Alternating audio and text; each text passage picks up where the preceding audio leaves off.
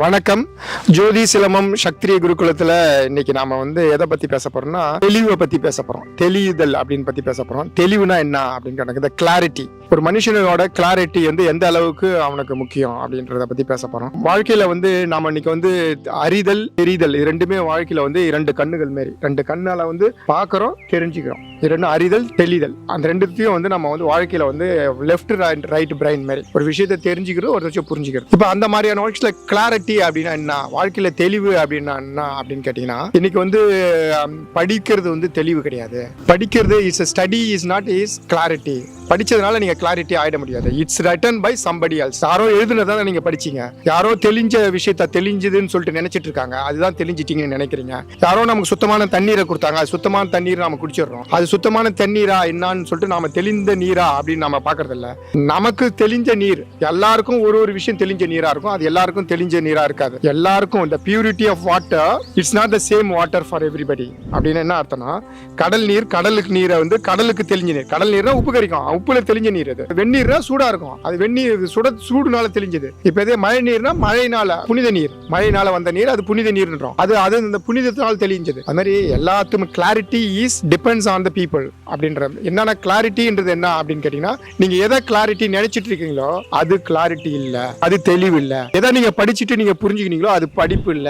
அதெல்லாம் நீங்க புரிஞ்சது என்னதுன்னா, அது தெரிஞ்சதுதான் சொல்லும், அது புரிஞ்சது கிடையாது. நீங்க புரிஞ்சதை தெளிஞ்சுதான் நினைச்சுக்க கூடாது. புரிஞ்ச விஷயம் தெளிஞ்சுதான் நினைச்சிட்டீங்கன்னா அதுவே உங்களை டிப்ரெஷனுக்கு இழுத்து போயிடும். நீங்க படிப்பது வேற, நீங்க எக்ஸ்பீரியன்ஸ்ல தெரிஞ்சுக்கிறது வேற. உங்களை வாழ்க்கையில நீங்க பட்ட அனுபவங்கள் இருக்கு இல்லையா, அனுபவம் தான் it's a clarity, it's not study.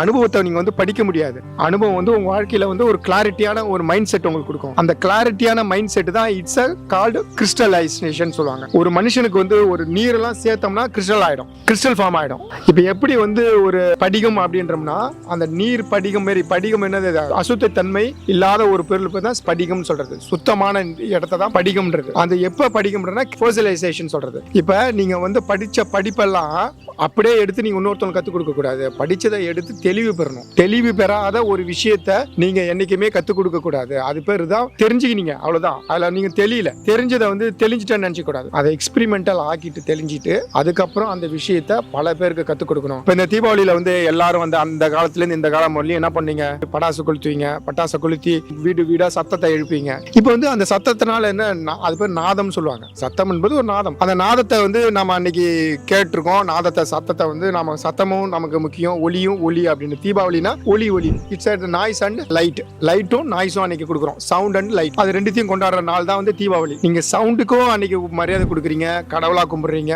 ஒளியையும் கடவுளா கும்பிடுறீங்க. ரெண்டுமே ஒளி தான். என்னது, நாதமும் ஒளி தான், அக்னியில இருந்து வர பிரகாசமும் ஒளி தான். இந்த ஒளியை நம்ம கொண்டாடுற நாள் தான் தீபாவளி. அதனால பட்டாசு நிறைய பட்டாசை கொளுத்தி அதுல இருந்து வர புகையை இழுத்து, அதனால நான் பெருசா கொண்டாடிட்டேன் அப்படின்னு சொல்லிட்டு நீங்க நிறைய நோய்களை உருவாக்கிக்கிறீங்க. அதனால பசங்க வெடிச்சு அந்த வெடிச்ச சத்தத்தினால காதுக்கு பிரச்சனை, பறவைகளுக்கு பிரச்சனை, இயற்கைக்கு பிரச்சனை, நிறைய பிரச்சனைகளை சந்திக்க வேண்டியது வரும். அதையும் நீங்க ஜாக்கிரதையா லிமிட்டா உங்களால் எவ்வளவு குறைக்க முடியுமோ அவ்வளவு குறைச்சி சந்தோஷமா ஏத்துக்கிட்டு செஞ்சீங்கன்னா அது வாழ்க்கையில நீங்க தெளிவு பெற்றுட்டீங்கன்னு அர்த்தம். தெளிவு பெறாத நான் படிச்சுட்டேன், தீபாவளினா என்னன்னு எனக்கு தெரியும் அப்படின்னு சொல்லிட்டு தெரிஞ்சதுன்னு சொல்லிட்டு படாசை வாங்கி கொளுத்தி சத்தத்தை எடுத்து ஆல்ரெடி பூமியில இருக்கிற பொல்யூஷன் பத்தாதுன்னு சொல்லிட்டு இன்னும் பொல்யூஷன் ஏற்படுத்துறது தெளிதல் இல்லை. தெளிதல் ஞானம் ரொம்ப முக்கியமான ஒரு விஷயம். வாழ்க்கையில எல்லாமே தெளிங்க. Clarity is the close to the god. கிளாரிட்டியை நீங்க புரிஞ்சீங்கன்னா கடவுள் இருக்கும் இடத்தை நீங்க கண்டுபிடிக்கலாம். இது சம்பந்தமா யாருக்கா உங்களுக்கு சந்தேகங்கள் இருந்தா எழுதுங்க. நன்றி, வணக்கம்.